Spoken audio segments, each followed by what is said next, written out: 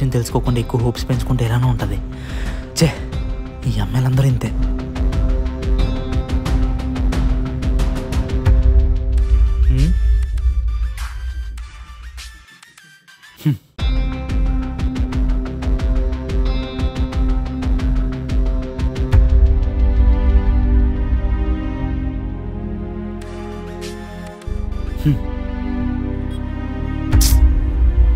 సరేలే, టైం ఎలానో 10 అయింది, ర్యాపిడో బుక్ చేసుకుందాం.